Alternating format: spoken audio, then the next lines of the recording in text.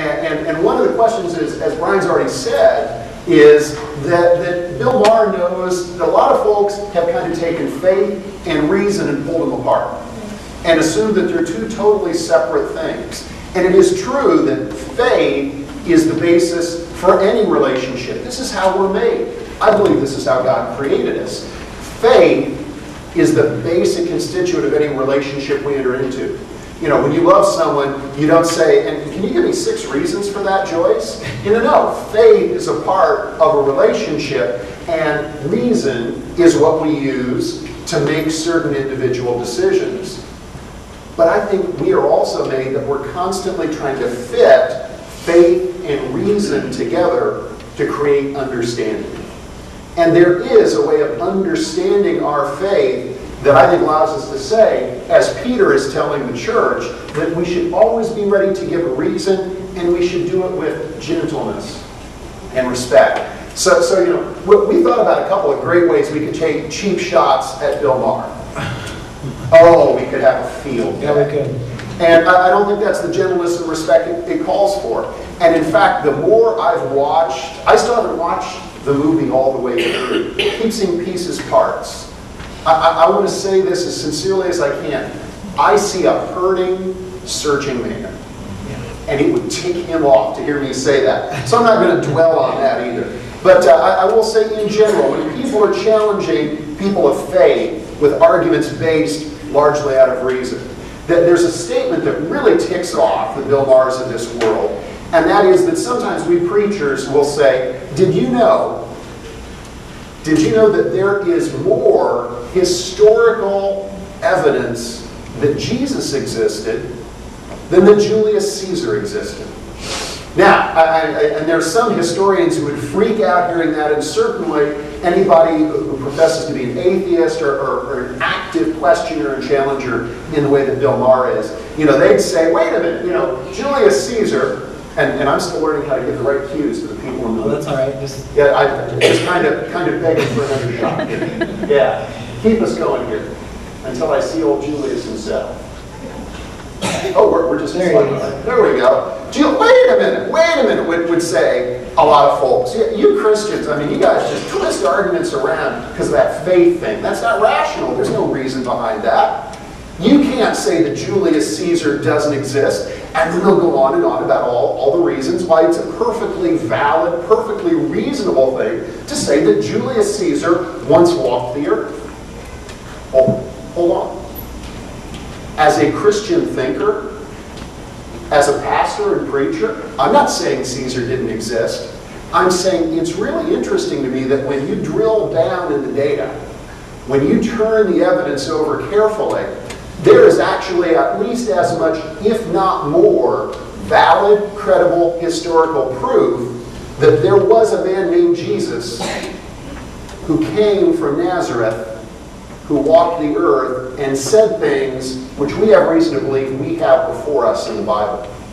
And you know, if we can't get past that question, it's going to be really hard for us to get to talking about what it is that Jesus says. So as we go on looking at old Mr. Caesar here, some of you probably know the rough details, you know, Ides of March, 44 BC. But interesting thing about Julius, the first of the Roman rulers to have his face put on a coin.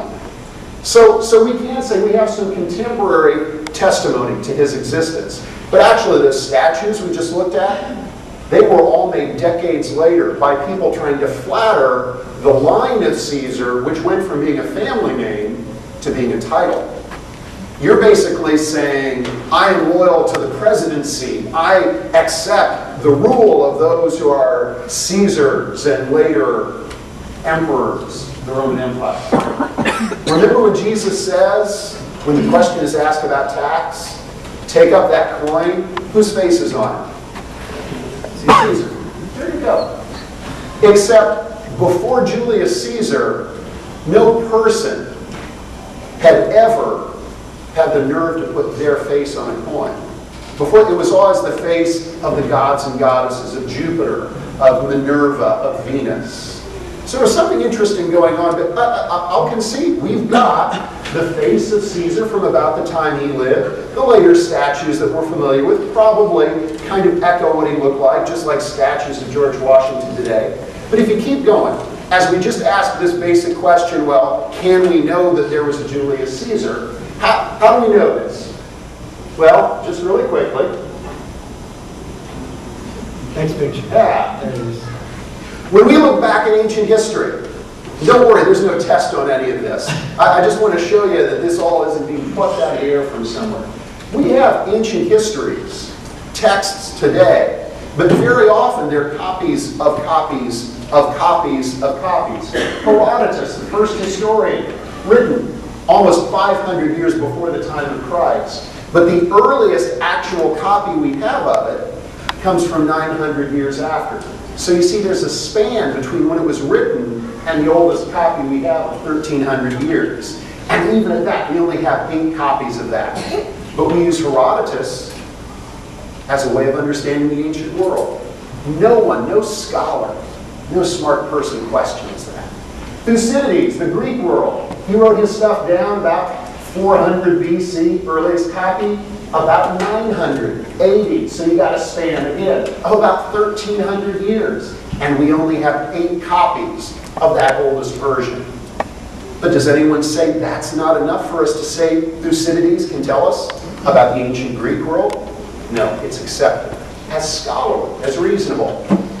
Focus on one more. Well, so Caesar, that question, do we know that Jesus existed as well as we know that Caesar existed? Well, for Caesar, we've got Tacitus.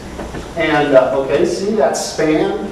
The oldest copy we have still is long after it was originally written. We got about 20 copies of that. And hey, to be perfectly fair, Caesar himself wrote a book. Caesar's Gallic War. Well, that's a testimony. And again, you know, we're not questioning whether or not Caesar existed. It's just looking at the standards that are being used. He wrote it about 50 BC, our earliest copy, almost 1,000 years later. And we've got almost a dozen copies of that. Would you say, with all of that, we have enough evidence as historians and scholars to say we can know something about who Julius Caesar was and about the ancient world? Is that good enough for you? Sure. Fine. But suddenly, when we're talking about the New Testament, suddenly when we're talking about Jesus, the bar gets raised. Oh, boy, does it get raised. Move us forward here. Because, skip on past that one. You don't care about living, do you? Because the New Testament, remember, Christ's death, and as we proclaim, his resurrection took place in about 33 AD. The New Testament, written between 40 and 100 AD by eyewitnesses immediately after the fact. The earliest pieces of parchment and papyrus we have of the body of the New Testament itself date to 130, almost at the same time when they were written. Very earliest drafts, if not first drafts. Our earliest full copies, 250 years later.